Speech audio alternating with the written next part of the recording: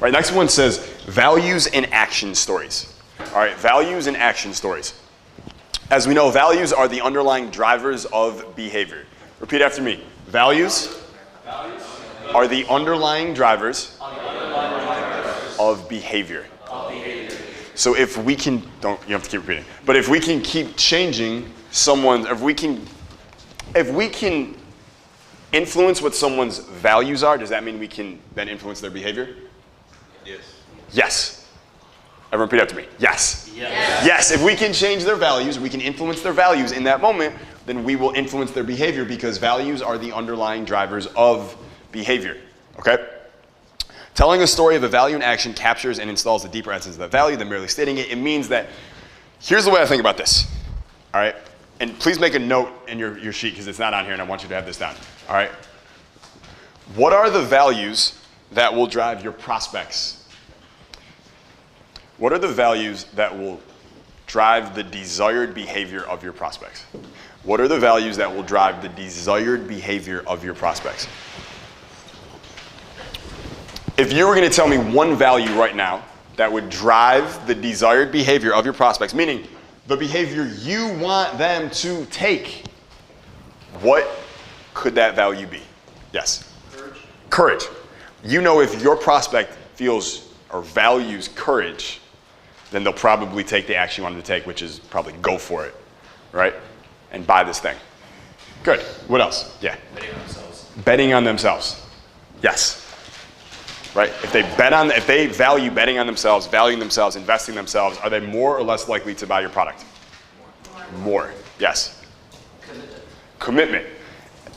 So if they are committed to their success, committed to a better, bigger, brighter future for themselves, right? Are they more or less likely to buy your product if your product promises a bigger, better, brighter future? Definitely. I see one over here. Yes. Accountability. Why accountability? Why would, if someone's accountable, are they more likely to buy? Because you're not looking outside for something to blame. You're taking all the successes and failures upon you. So you're saying they hold themselves accountable? Yeah, if they hold themselves accountable, like, how can I phrase it? If they fail, like someone who's like weak-minded, who's like a pussy, right? They'll be like, oh, like, you know, fuck, like it was too hard. How about it was too hard, but like if they say, how about they're not serious? Does that work? That makes sense. They value like taking their success very seriously. Said differently, they're committed. They're committed to the outcome. Right? They're stubborn about the outcome. Fluid in the approach, stubborn on the outcome. Right? If they're committed to the outcome, then they'll do whatever it takes. This didn't work? No, you're going to stay out another month. We're going to try something else because we're both committed to this outcome. Right? Yes? Competitive. Yeah, competitiveness is great. Right? If they really value competitiveness and then you tell them what their competitors are up to, they're pretty motivated, aren't they?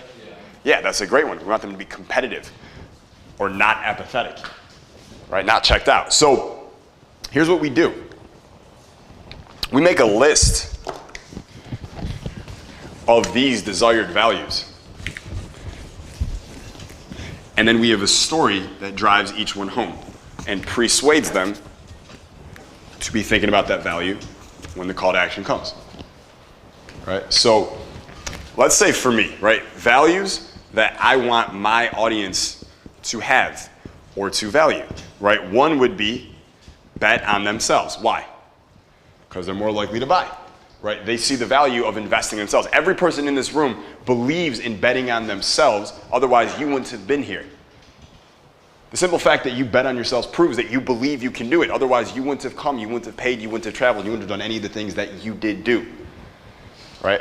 I wouldn't belong to all these mastermind groups and get all these coaches and do all these immersion sessions and stuff unless I believe that I could do it and I could be more and I could become more so I could give more, right? And it all starts with betting on myself, right? So that's a value I want them to have. Another one is an action taker, right? And unfortunately, this one has become like a fucking overused cliche buzzword on the internet. How often do you guys hear action taker, see action taker everywhere? Yeah. So I'm actively, by the way, if any of this stuff you guys in your market or you're speaking or anything, if you ever see any words being overused or everyone is using that word, then you need to create a new word. It can mean the same thing, but you just need to reframe the word. And it changes everything. You just change what it's named. So maybe instead of action taker, I might start calling it, yeah, how about an implementer? Right, you need to be a fucking implementer. Because in life, there are implementers. It worked right away, didn't it? Be an implementer. Because in life, there are implementers and there's the implemented, right? Where either you're making it happen or other people are making you happen. It's your choice, right? You're implemental. Sounds like a name of like a math club in high school. We're the implementals. Yeah, so I want people better themselves, people who are implementers. And what could be another one? Like a value that if they had it, they would be more likely to buy. If they believed highly in this thing, they'd be more likely to buy. Jorge? Kaizen. Why, if someone believes in Kaizen, would they be more likely to buy? Because the thing that they're buying could get them to the next level. Yeah, it's something that could make them a little bit better. Right? Growth. They value growth. Growth versus fixed. Right? So maybe we'll say, all right, so we'll say Kaizen. Now here's what I'm going to do.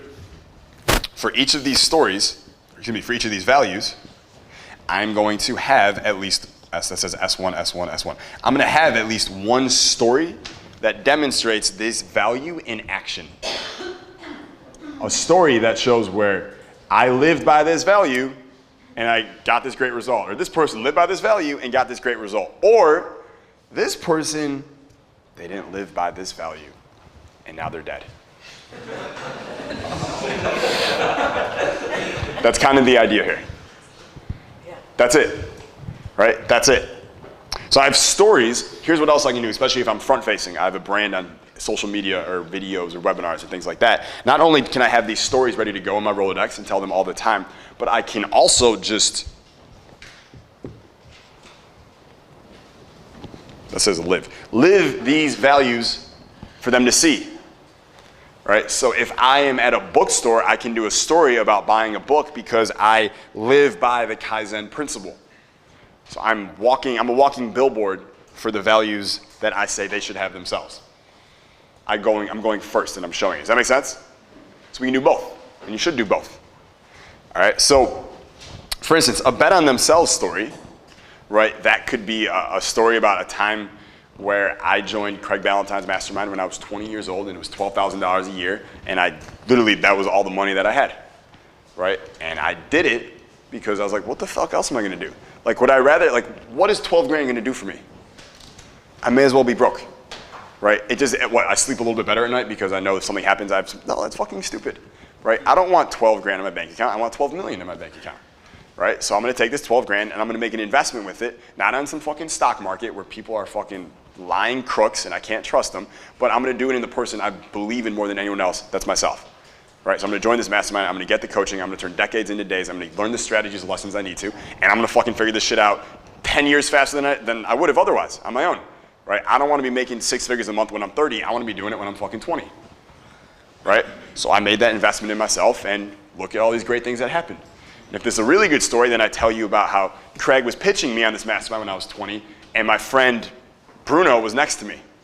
He's pitching both of us on this mastermind. Now, Bruno didn't believe in betting himself. Bruno's dead now. I'm just kidding. But that's the idea, right? I would talk about how Bruno didn't make the investment, and now Bruno is a high-level manager stocking the shelves at Walmart, right? Making $42,000 a year with benefits, right? And Bruno's, I was going to start doing Eminem, right? Bruno's is a home with 2 ladies. I don't know. Right? The idea being that his life sucks now. Right? You guys see how this works? Yes. Is this really powerful shit? Yeah, right? So here's what I want you to do.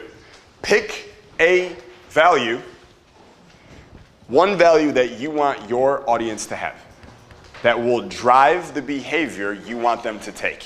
Whether it might be buying, or it might be a teaching value, like Kaizen is a teaching value. I want everyone here to really live by the Kaizen principle because I live that, I know that works, right? So I have so many stories I can tell about Kaizen, right? I have tons of them in my Rolodex.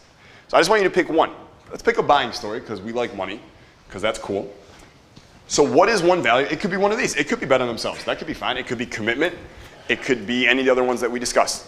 So write down what that one thing is right now. What is that one value you want your audience to have because you know it's going to make them much more likely to buy your shit? All right, and then once you have that, the next question is, when was a time that you learned that value was crucial, or when was a time you were simply reminded that that value was crucial?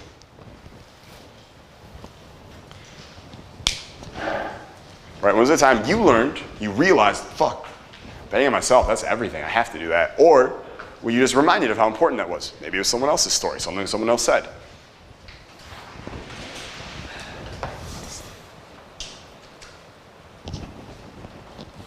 All right, who's got one? They already know. You don't need the whole story, just you can tell me what it might be. Yes, Carlos. Speed. So what's the value of speed? Like speed to action? Speed to implement? Speed of, implementing. Speed of implementation. And when was the time you realized this or you were reminded about it? I realized this when I had my own business and building a digital marketing agency step by step by step, and that it was taking way too long. And I was seeing all these other people just exploding, launching their businesses, taking off, and they were doing it with so much speed. And I realized it was because they had a team, right? And with that team, they were able to excel past what I could have ever done alone. So maybe my value should actually be team instead. Good, you caught that. I was going to say, what value did it sound like he was preaching there? Speed or team? Team. Right? If you wanted to be speed, you go, and what I realized is that for every single thing I learned and they learned, it would take me 2 days to implement it, and they'd implement it in 2 minutes. Right? I'd go to Starbucks, and they'd just work. Right? And I realized that speed, that if you want to make it speed, that would be the difference. Cool? Yeah, Eric. I'd say betting on themselves. I realized it was crucial because back in December I had a choice to either stay in college and give up business completely, or bet on myself, drop out, and make this business thing happen. And now I'm living on the beaches of Nicaragua, making it happen. I need a detail about betting on yourself. Like because you see how it was vague? I decided to drop out of college and just bet on myself, and now I live on the beach. Right? Well, how did you bet on yourself? Like, we want concrete, not abstract. What was it, a mentor, a coach, a program? Yeah, it was a mentor. It was a mentor. So I trusted in him completely, and then that led me to taking the action I needed to have success, and now You're still talking abstract, though. I found this mentor, and he promised to show me how he had made all this money online, and that I could. He said I could do it myself, right? I could follow him if I was willing to put in the work that he did. And I had a really tough decision to make. Should I go this path and learn from someone who's been there and done that, or should I stay in school, learn from people who had never been there but pretended like they did, right? And I chose a smart decision, right? I chose to get a coach and a mentor, and I invested in myself, right, for the first time ever, and the ROI has been amazing, right? Today I live on the beach, and I did it. You see how it's a little more detail there? Does that make sense, everybody? Yes? Give Eric some love. 1, 2, 3. Give Carlos some love, because I forgot. 1, 2, 3. Cool. One more. Jorge. So mine was courage, and I actually have a side-by-side of me buying my ticket to HSS and how just buying the ticket actually changed my self-image because it taught me that, wow, I'm buying a ticket to go see some dude in California. Like, I was really believing myself. Yes. And then secondly, when I saw you in the flesh, I call it realizing reality, like something hits you where you realize that it's possible. Yes. Versus the people that I go to school with that are not doing that, they're going to have a midlife crisis when they're 40. Yes. I don't know that, but I like that. A lot of them will. So that would be a side-by-side. Or how about, what were they doing that same weekend where you were bettering your life at HSS? Yeah, while they were busy, hammering their livers, drinking with their buddies, talking about girls they almost hooked up with but didn't, right? Eating pizza at 2 in the morning. I was with millionaires and billionaires in a private room learning everything that they've learned so that they were mentoring me. So I can blah, blah, blah, blah, blah. Good? Yeah. Do you guys see how this works? Yeah. All right. Do you think it might be a good idea for you on your own when you get back home to list out maybe the top 3 to 5 values that you want your audience to have? Yes. And then figure out 1 to 3 or more stories for each of those values? And then tell and retell those stories all the time? Good? All right, cool. Let's hit the next one. All right, hit the next one. So, teaching stories. All right, teaching stories are really, really important because we have to teach people shit. right? And we talked about this all weekend, stories, not facts, right? Stories, not facts. So if we can tell a story and we can do it in such a way, if we can teach a lesson in the form of a story instead of just saying the lesson, it gets through, okay? Imagine if you're saying a fact, it's like throwing a racquetball against a racket wall. What happens? Bounces back, it doesn't get in, all right? That's a fact. But if I take a story and I start telling a story, that wall becomes oxygen. What happens when I throw a wall through oxygen? Yeah, it just goes through, right? Throw a fact, comes back, doesn't get in. If I throw it with the story, it just goes right into their heart. They get it, all right? They just get it. So I'll give you an example, all right? And in fact, this is a really good one. We're gonna do this right now. Everyone turn to a blank sheet of paper. If you've heard me tell this before, good. You'll be reminded of something really important and you'll say to yourself, fuck, thank you, Jason. And if you haven't heard this before, you're gonna say, fuck, that's good, thank you, Jason, all right? So, about a decade ago, Warren Buffett's pilot retold this story to a reporter. He said, so I used to fly Warren Buffett's private jet. All right, after a couple of years, Warren came on the jet and he said, hey, Mike, how are you? I said, I'm good. He said, Mike, why do you still work for me? He goes, well, I like working for you. I like flying private. It's great, et cetera. Warren goes, like, you've been with me. You've been listening to my conversations for 3 years. You haven't, like, clearly I haven't been teaching you enough or you haven't been paying enough attention because you should be financially independent by now. You shouldn't have to work anymore. Mike goes, that's kind of a good point. He goes, all right, so what are your goals? Mike goes, I don't really have goals. He goes, how are you going to succeed without goals? Here's what you need to do, all right? I want you to write down 10 things that you want to achieve in the next 5 years. So that's what I want you to do right now. Write down 10 things that you want to achieve in the next 5 years. Just 10 things you want to achieve in the next 5 years.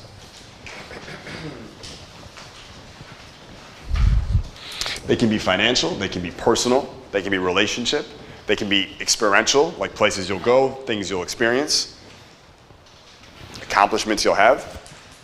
10 things.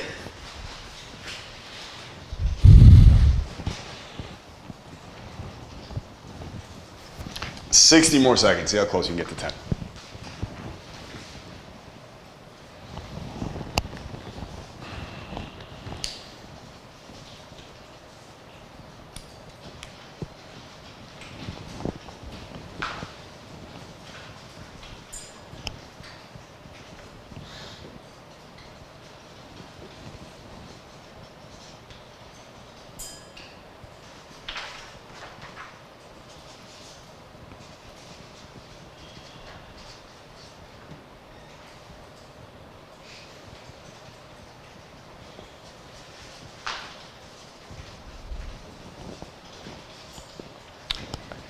All right, pens down.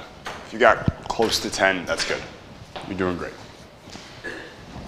So Warren says, I want you to write down the 10 things you want to achieve in the next 5 years.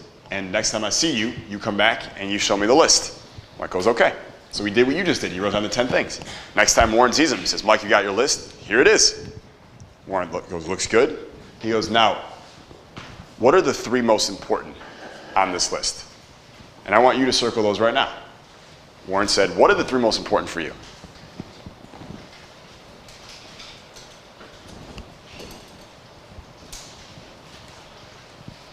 I only came up with 3.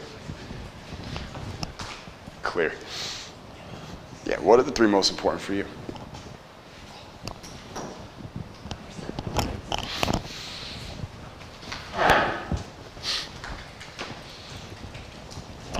Good, I think everyone's got them. So Mike goes in the cockpit, circles the 3, comes back, he says, I got my 3. Looks good. He goes, what about those other 7? When are you gonna work on those? Those are important too. Mike goes, yeah, they sure are. I'm gonna work on those when I'm not working on my other 3. Like they won't be the most important, but when I have free time, I'll work on those too, right? And Warren goes, wrong. He goes, you will not achieve your most important 3 if you give any thought to your 7. You don't look at your 7 until you achieve your first 3. In fact, I want you to put an X next to each of those 7 right now.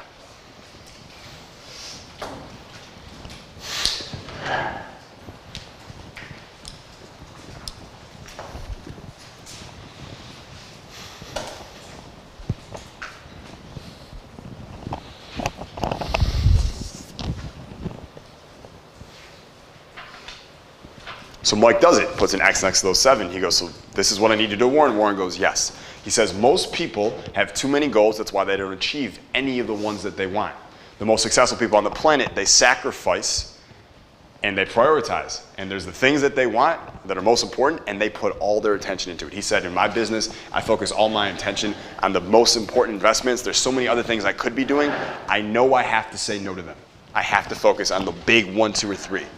And you're gonna have to do the same, Mike, if you wanna achieve it. Mike goes, I can do that. You're Warren Buffett, I trust you.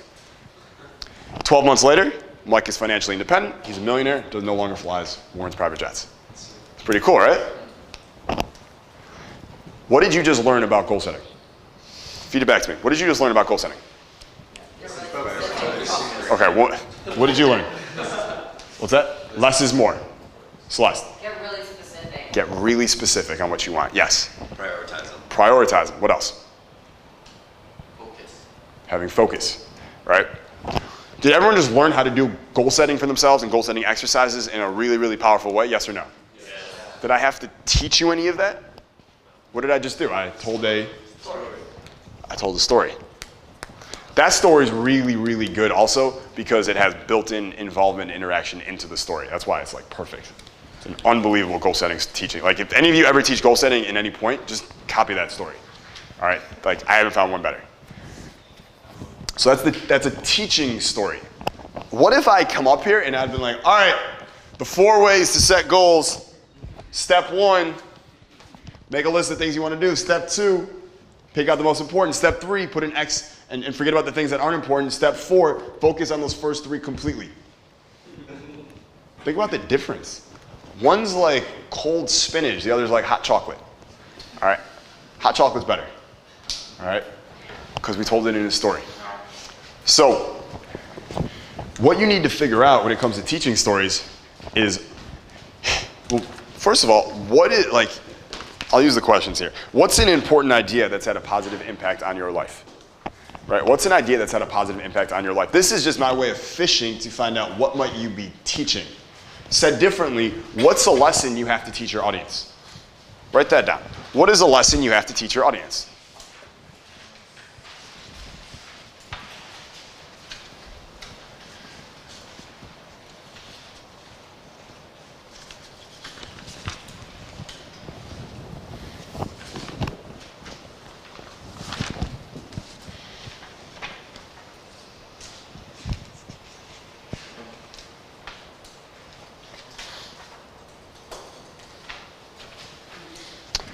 And then the second question is I'm going to hit you with a barrage and see if you can answer it, is like, what was the time where you realized this idea was even more important than you thought it was? Right? When was the time you realized, holy shit, this idea it's even more important than I thought it was? This idea is crucial. This idea is necessary. This idea is fucking essential. Like, I knew it was true. I didn't know this really successful person, they also thought it was true. That's crazy. This idea just became even more valuable to me. When was that time? Right? When was that time?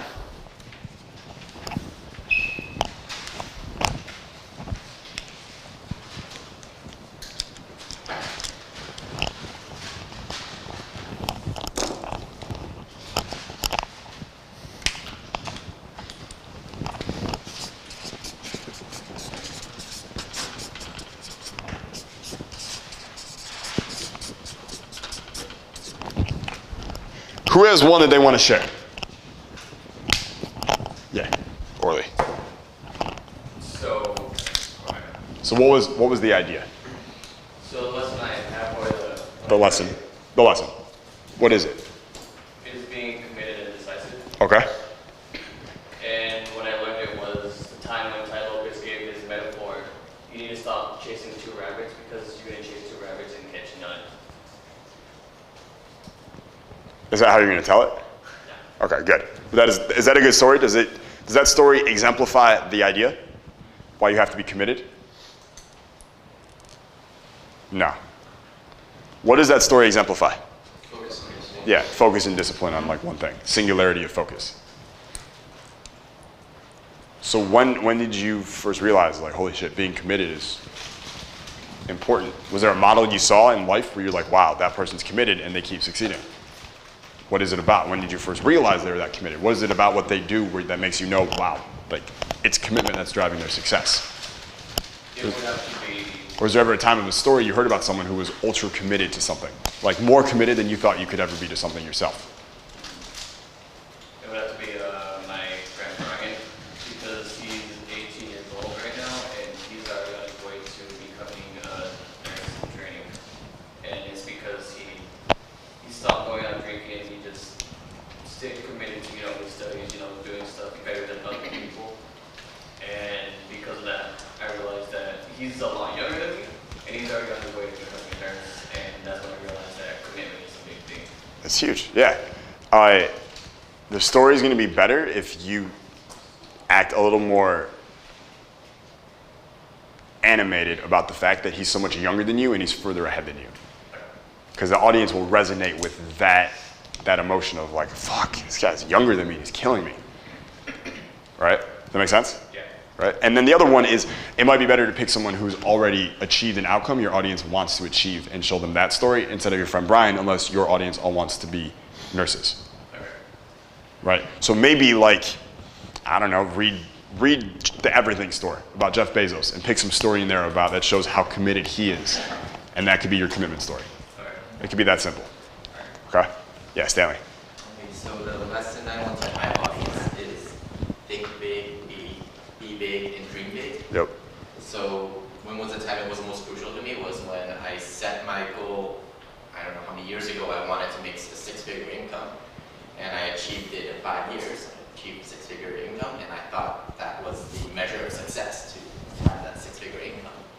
And I realized on the day of my wedding, when I received my wedding gift from my uncle, so like a $35,000 watch, that I'm so insignificant. I could have set my goal way higher. What if I set my goal to make a seven-figure income instead of a six-figure income? Yep.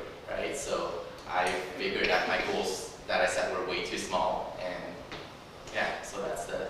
Yeah, and it's almost like I learned that we're going to become what we think about. So if we think medium, play medium, go medium, we're going to end up with a medium six-figure income, right? And if I just thought bigger, dreamt bigger, been bigger, Yeah. I would have made a seven-figure income on my wedding day, and that $35,000 watch my uncle gave me would have been nice next to the $50,000 watch I bought for myself. Right? Those little details, right? Just understand in stories, the things that really make them stick is the little details and the little comparisons. Little comparisons work really well, like social comparisons about comparing people against people, gifts against gifts. I went this way, she went that way. Here's where I ended up, here's where he ended up. Like those things really draw people in, those dynamics. Okay? Cool, good. Yeah, The lesson I want to teach is that you don't need to be an expert to make an impact now. okay.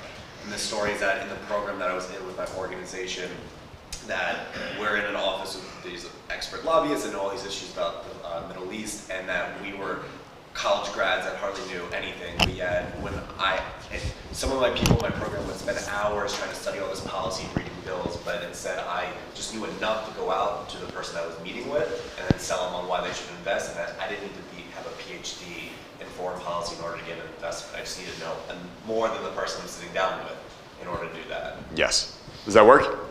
Does that demonstrate what he said? Could the story be told a little bit more engaging? Yeah. You want to know what makes stories interesting besides the tonalities? Conflict. And I don't think I stressed this enough yesterday. Write this down somewhere in your notes so you have it. Speed to conflict. Speed to conflict. If you remember the 4-part story formula, character, goal, conflict, value-based decision, and lesson, right? Conflict is what step in there? 2. The faster you can get to the conflict in the story, speed to conflict, the more engaging the story will be. Like if I'm doing an Instagram story, and let's say the story that I'm telling is, I was walking here to teach the Power Speaker Academy, and the conflict was, it was raining outside, and I had a watercolor painting that I made for all of you. But it's raining, right? It's gonna wash away all the paint, right? Is that a conflict? Totally, right? What's gonna happen? I don't know. If I start off the Instagram story and I'm telling, so guys, so I'm teaching the Power Speaker Academy today, in Miami. Got about 20 people there. It's going amazingly well. So this morning I was walking to the Power Speaker Academy, and it's you're already stopped listening. Why? Because I haven't gotten to the conflict yet. I didn't tune it into What's in It for Me radio, and I didn't get to the conflict, right? What if instead I say, hey, so I'm on my way to teach the Power Speaker Academy. You see this watercolor painting here? I made it for them last night, and it's raining outside right now, right? Pouring rain. Is that a little more interesting? Because I got to the conflict right away, right? Another thing that I do sometimes is, if I know it's going to take me too long to get to the conflict and there's nothing I can do, which has happened sometimes, I will hook them in at the start with a question that'll buy me a few extra seconds to get to the conflict. So maybe it's, who do you think wins, man versus nature? So this morning I was on my way to the Power Speaker Academy, and you guys see? It's just another hook. That make sense, everybody? Yes or no? Yes. Perfect. Okay. So let's give Brett some love. Thank you. 1, 2, 3. Who else went? Let's give Orly some love. 1, 2, 3. Let's give Stanley some love. 1, 2, 3. Cool. Anyone else not get love? Anyone wants more love? No? No one wants more love? Yeah, let's give Sean some love. 1, 2, 3. Beautiful. Who else wants some more? Okay, James. 1, 2, 3. Beautiful. Okay, let's continue. So that is the teaching stories. All right, I'm not going to go into have everyone do it because I think everyone gets those. All right, I want to make sure we cover everything here. So the last story is your social proof stories. What stories? Social proof. Social proof stories. What does social proof mean? What does it mean? Popular expert. You're a popular expert, yeah. Social proof is this theory that says that people look to other people to see how they should think and act. People look to others to see how they should think and act. I'm a normal person. I don't know what to do here. I don't know what I should do with my life or what I should want, or should I like this music or that music, this food or that food, this person's Instagram or that person's Instagram. Well, I can't decide for myself because I've been trained to be indecisive my whole life. So I'm just going to look to see what the majority of people that I think are like me are doing, and I'll just do what they do because that sounds so much easier. That's social proof. It runs the fucking world. It might be the most powerful of all the influence triggers. It really drives a lot of our behaviors. We don't even realize it. All right? So if it's that powerful, do you think you should have a bunch of social proof stories yourself? Yes. Yes, absolutely. Right? When you're selling your products or services or ideas, you should have an arsenal of client success stories you can tell at opportune times. Right? So, and I put a note, can be used in conjunction with nearly every other type of story. So whenever I'm talking about my Millionaire 100 goal, what do I always talk about? My first 2 millionaire students. Right? I always talk about them. Right? You guys, who's one of them? Kirby. Kirby.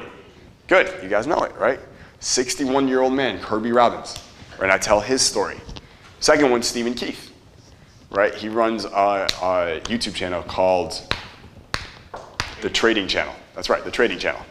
Right? He's got, I don't know, 150,000 subs on there. You can see him. Right? He's my second millionaire. So I tell their stories. Why would I do that? To prove that I know what the fuck I'm doing here. Right? The other benefit of this when you're storytelling is that to you listening, when I talk about millionaire students, raise your hand if you're like, I want to be one of those millionaire students too. Yeah, it's really motivating. You're setting the bar for everyone in the audience. You give them an aspiration point to shoot for. And we all need a fucking compelling vision to be moving towards in our lives. Right? It's really, really powerful. So what you want is just keep a database of your best client success stories the same way you have your Rolodex, the same way you have your metaphor doc, and just have them all in there. And you can just pull them out whenever you need them, before a webinar, before a video, before a live. Just have them.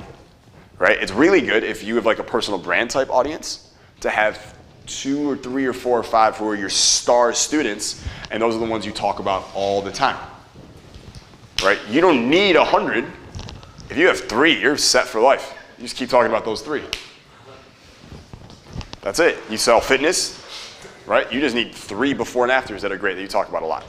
If you sell to B2B, you just need 3 businesses that really, like great case studies, right? That's it. Any questions? I don't want to spend more time on social proof stories. I don't think we need to.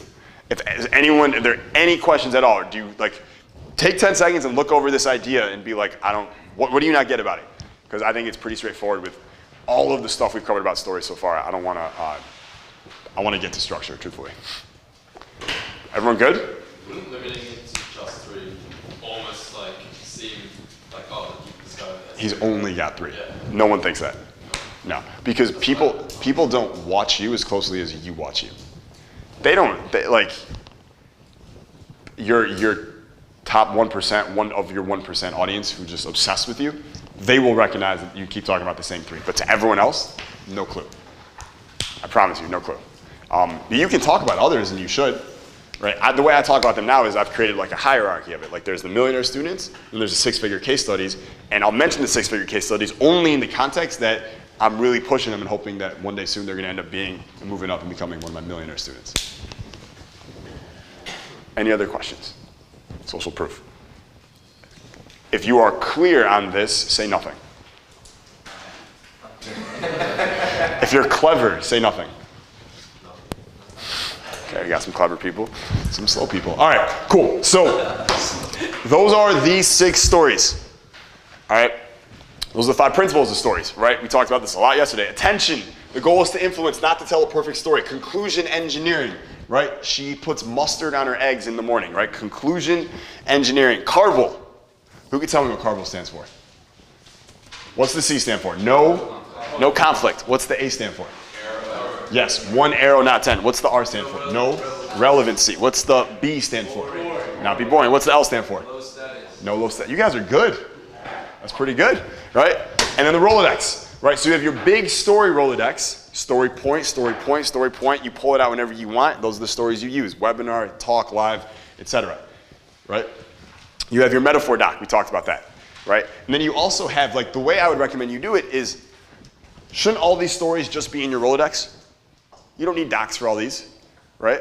Just put a bold thing there that says, this is my origin story, in case you forgot what your origin story is, right? Put a thing that says, this is my wid-wid story. This is my release break stories, right? Or in the point section, you might say, this is a good story for release their breaks. And then here's the objection it releases on.